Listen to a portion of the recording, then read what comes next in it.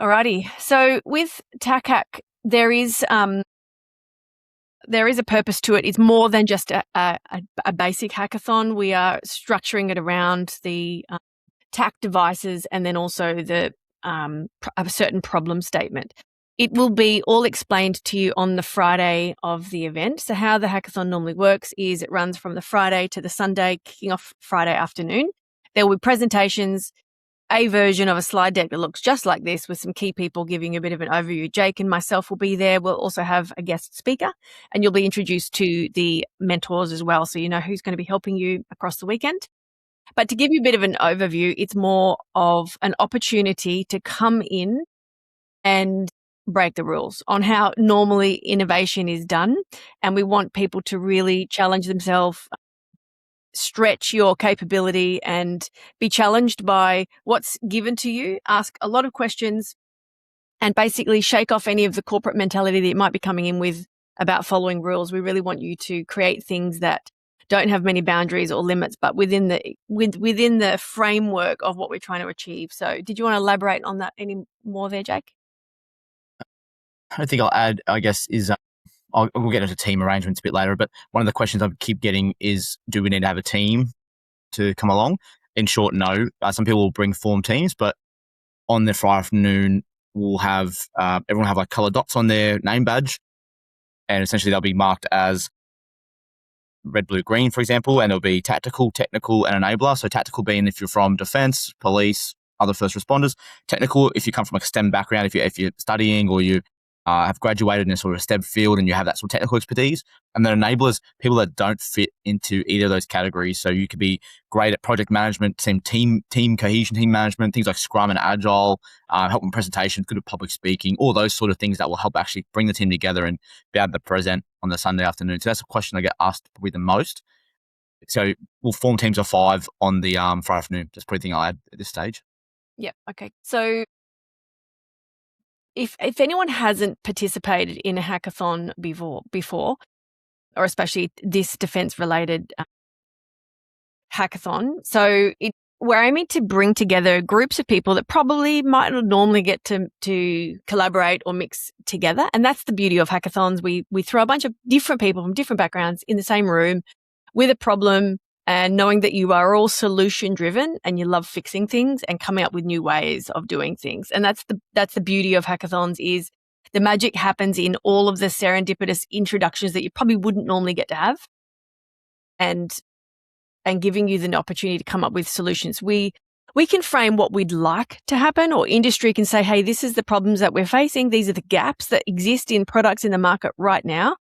What we'd love to see is something that does this, this, and this. And that's where we really want you to lean on the mentors in the room, because these are the people who use this system. These are the people who understand where the gaps are. And normally when you're innovating in defense in particular, or national security problems, the disconnect is usually with the end user, the person who uses the thing. But we've got enough of them in the room for you to ask the questions. So you can speak directly to the people who use these devices, and they can share from their lived experience what they'd love to see. And then we would encourage you to lean on that as much as possible. And don't be afraid to ask too many questions. The whole aim of having access to these people is to ask them as many questions as possible. No question is a bad question. Keep inquiring, and then really lean on the resources that are provided to you. There's some really highly skilled people in the room who will walk through the technology, that will walk through the devices and walk through the potential outcomes that industry is looking to come, or looking to see at the end of something like this. So there's also going to be people who have zero experience in business and no exposure to defense. So we might get some developers. We've got great connections with universities. So they're going to come with some great capability to build things, but maybe some more experienced people from defense or industry might need to frame up what solutions look like when they actually get used in the workplace or in the industry. So be open to the fact that there's different age groups, there's different backgrounds, there's different levels of experience, and there's different sides coming together all at once. So it's your opportunity to learn, to connect, ask questions, and basically utilize all of the talent in the room. And you'll be surprised also, even though it's not really a professional development event, you will be surprised how much you learn across the weekend, across all different areas. So We are expecting so last year I think we had 70 participants and we've got about 20 or so mentors. So we normally sit around the 100-person mark. And then people do come and go across the weekend as well. So on this Friday, it's more around framing the problem statement, giving you an overview of TAC, what it looks like, how do we work with it, who's having the issues, what sort of outcomes we're looking for. And then you get to form groups like Jake was talking about there. We run through this again on the Friday. If you've come alone, there's a lot of help there to help you connect in with other groups to form a team. If you're coming with a group of people or a formed team already, that's fine. You won't need to probably work through that part of forming teams, but do lean on the staff, the volunteers and the mentors to help you plug into the right people so that nobody feels like they're left out or don't really know what to do. Friday is more, we find a workspace. We shift from our presentation space up into a work area. We sit around tables and there's a lot of talking on the Friday night, ideating, coming up with what some potential solutions might look like. Then Saturday, it is more around, we've got some workshops that will give you a little bit more of an education or insight deeper into some of the technology and some of the problems the industry faces, and some experts will come in and share their knowledge. And then we'll go back into working in teams, we'll break for meals, and then we go back and listen to a little bit more insight from experts, and then they have access to the mentors on the weekend as well. So as far as the meals are concerned, I'm just going to skip to this overview, which will give us a bit of an overview of the days. So day one, because it's in the afternoon, on arrival, there will be some light beverages and a few snacks before the main event kicks off. Then we go form teams, go upstairs. There will be dinner served on Friday night.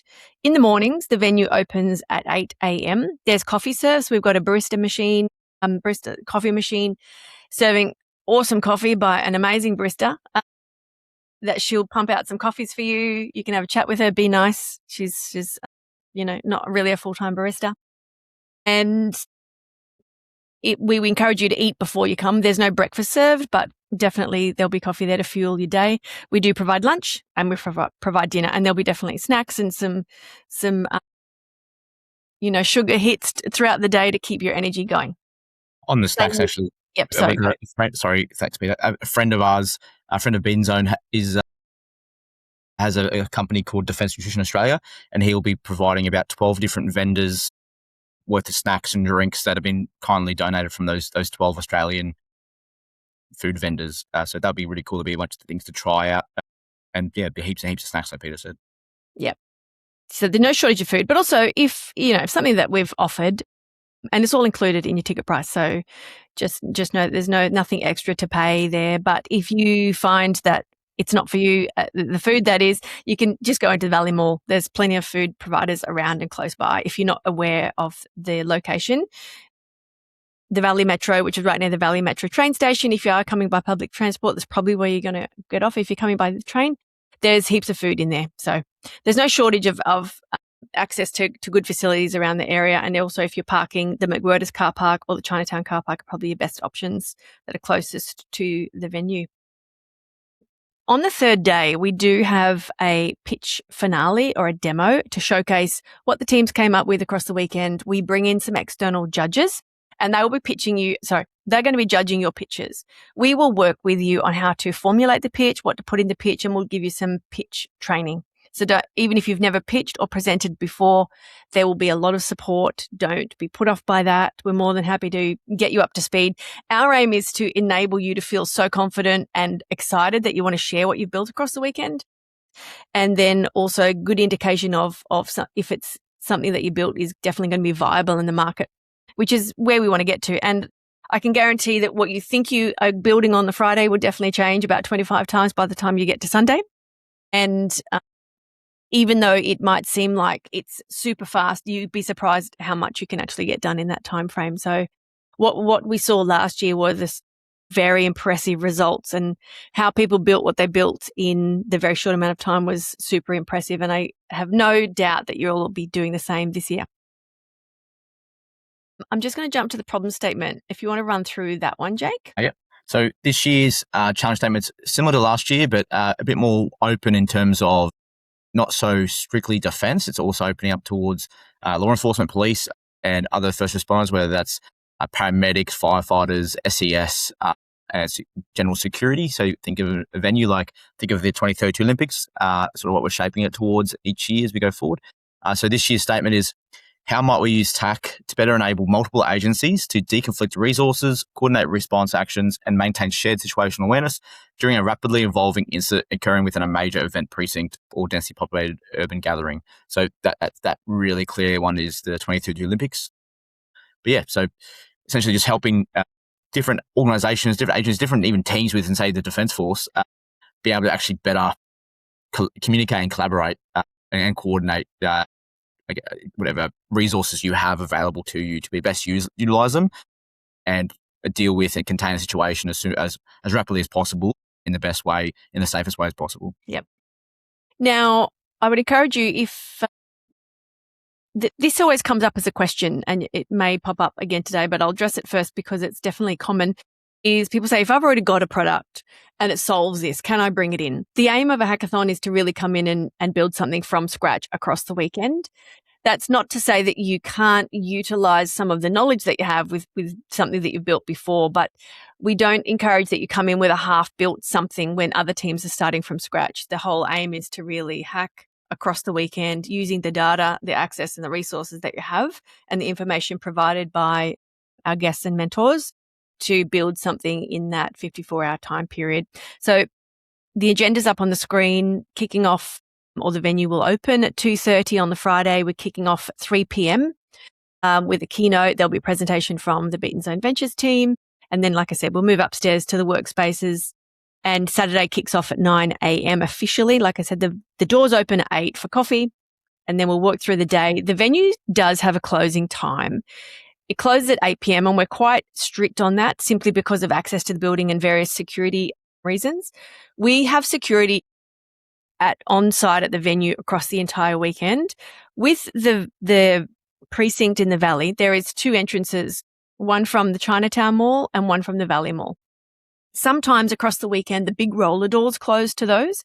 We will have security on hand to be able to open those and access them. But it's going to be really important that you join the Signal channel that Jake has set up and will invite you to. There's usually a couple of channels, one for participants, one for mentors and volunteers. If you get stuck on the outside of the building, please just use those channels to communicate with either your team members, your friends, or one of us. So you have the comms to be able to do that. Just making sure that we do adhere to those open and close times just for the security purposes. There will be an option to continue working on with your team in an external venue after the 8 p.m. if you're super keen and want to keep hacking through the night. We'll present what that option looks like closer to the time. But just know that we do need to leave that venue. Same with the Sunday. We open in the morning and we wrap up in the afternoon after our final presentations with the judges, and we award some winners. And then we've got a hard close at 6 p.m. We need to leave the building. Now, it's normally a bit of a celebration on the Sunday. Everyone's super keen to socialize and relax a bit. We've just done something really awesome. You've all pitched. You're feeling super pumped and certainly don't want to go home. But there's lots of venues around the Valley that we encourage you to continue on socializing and networking in. We normally pick one and say, hey, if you want to kick on afterwards, we're going down to this venue. We'll let you know on Sunday what that looks like. But there's definitely no obligation to stay beyond those times. These are the official times. And if you want to do anything outside of that, it's up to you how you manage that. We do have, thanks to the Queensland government, we're supported this year in TACHAC with the Queensland government to deliver this event. And part of that is engaging remote participants. And so we've actually got some funding available to bring in participants who don't live in the Brisbane CBD area or the close proximity of Southeast Queensland. So if you live in a remote location and you're struggling to attend but you'd like to be involved, please do let us know. We've had the expression of interest form up for a little while, and we do have some people on this list already and some have been notified. But if you have been thinking about it, or if you know somebody who's not based in Brisbane and would love to access this opportunity, please do let us know and we can coordinate that on behalf of the team. But we've got an amazing group of volunteers, mentors who are going to be working with us on the event, and we will run through and introduce them all to you on the Friday evening.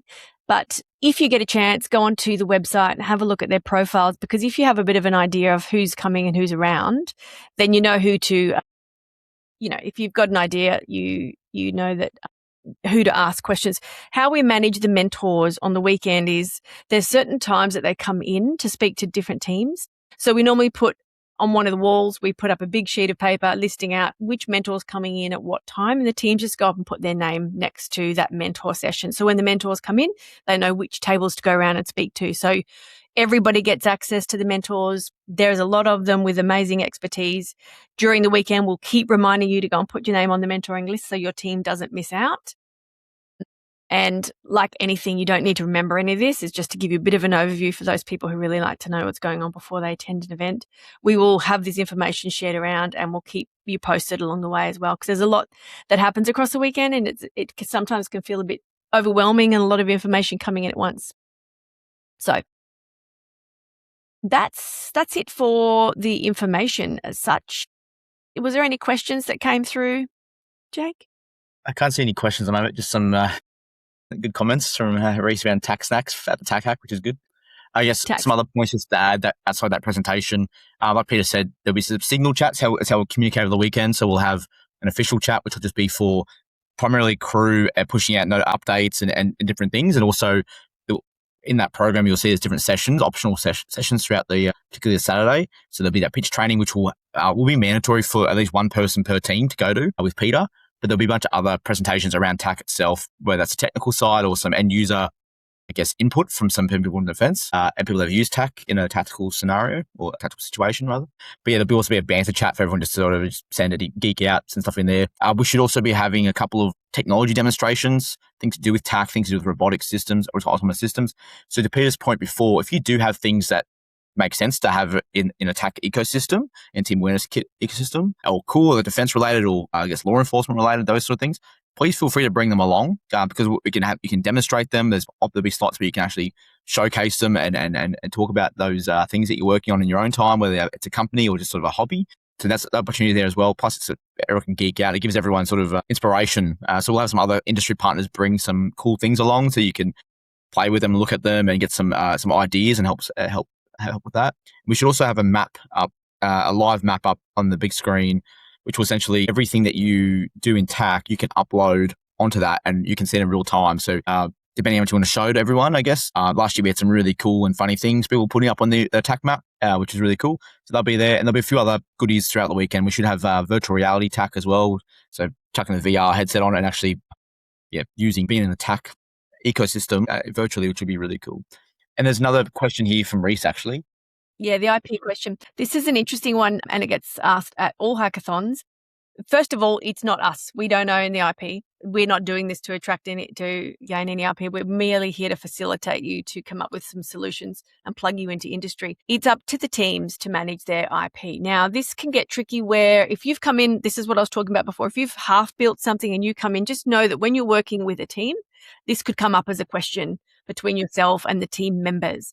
So if you're really passionate about something and you've been working on it, just know that if you do come into an environment like this and start working with other people and there is a discussion around how that progresses or what that might look like in the future, I would say have a clear idea yourself around how you would like that to go. And if you want to just remain as your idea, I would say not to bring it into an environment like this, but more come with some ideas, be happy to share with the team that you build with. And then at the end of the event, some people are just coming to learn and they just have an experience and they're not actually interested in building a commercial business on the back of any of these ideas. They're really just coming to experience it. Other people are really coming to build something that's going to be viable and they can kick off and maybe make it into a business. And so the IP question is probably more relevant to those people.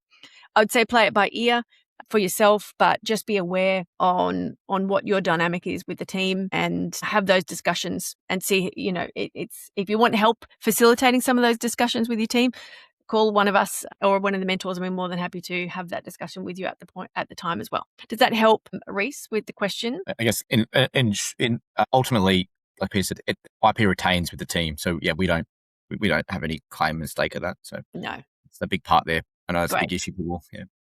A common question I get as well is judging criteria. So it's on the website. I've sent the link in the chat, but just for everyone's awareness and benefit.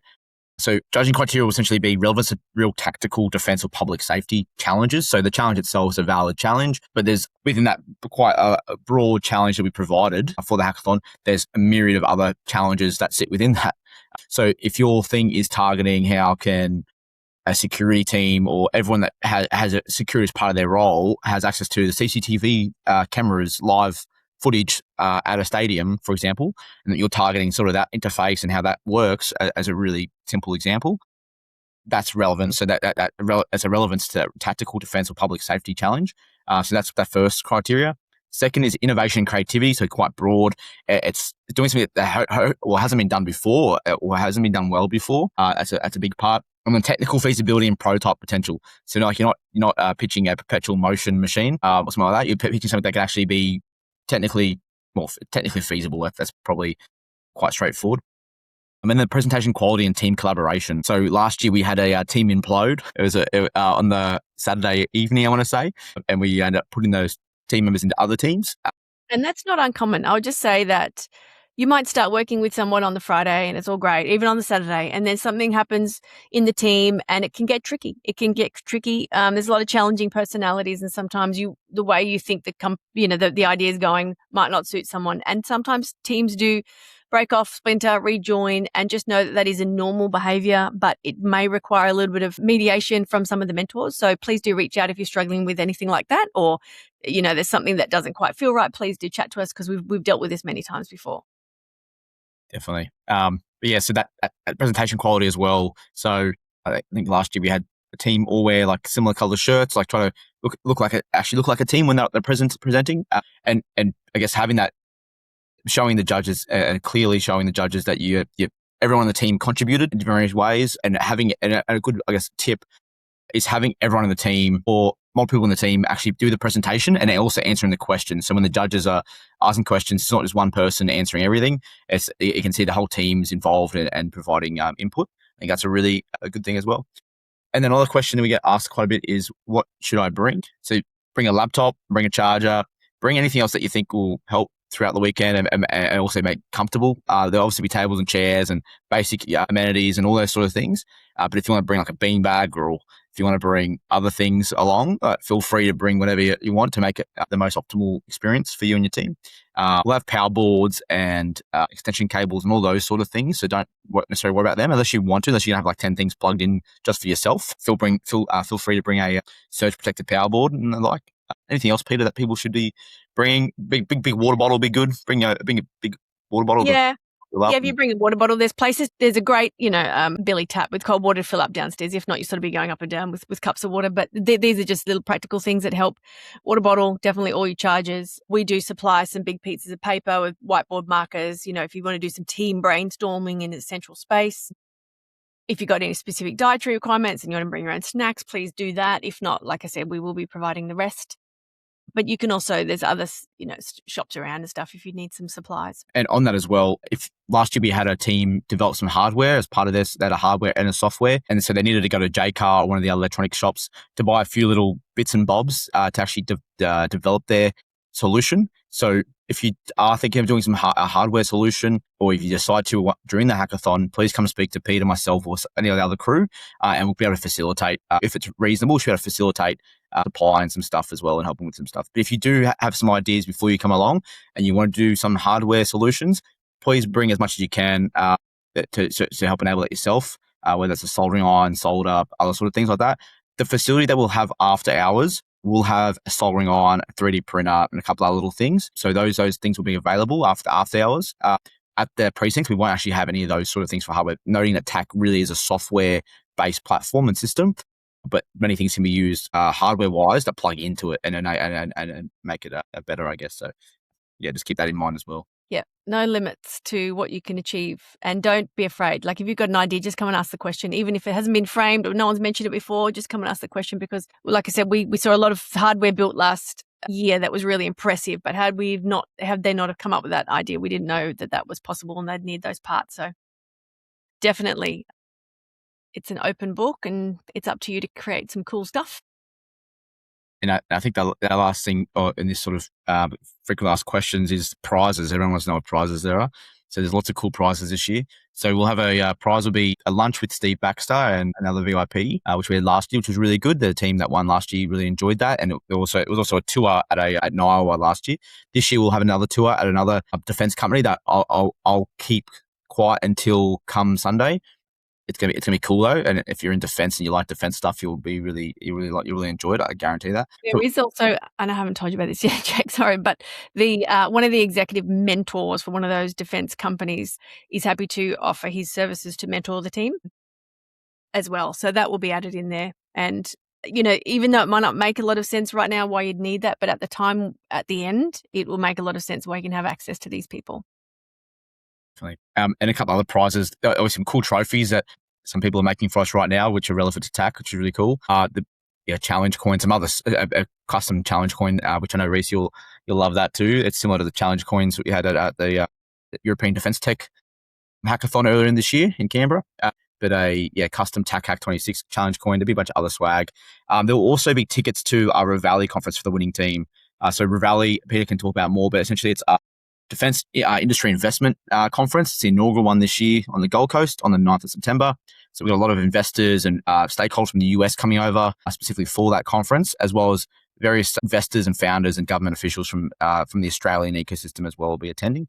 So the winning team will each get a ticket to that complimentary, and the tickets are valued at about $950 currently at the early bird, roughly. And there'll be a few other prizes too sprinkled in there for the winning team, the runners up, and also the crowd favorite. And it will be another award, which will be the Maverick Award, and it will be one of the judges will be hidden amongst the mentors. It'll be so when the mentors are floating around, one of them will be secretly judging, and they'll be finding the person who, even though it's a team activity, they'll be finding the person who stood out the most in terms of helping their team, maybe even helping other teams.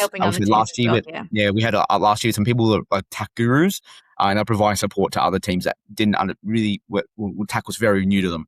So things like that. So there'll be a really cool prize that will be for the Maverick as well. So that's something to keep in the back of your mind.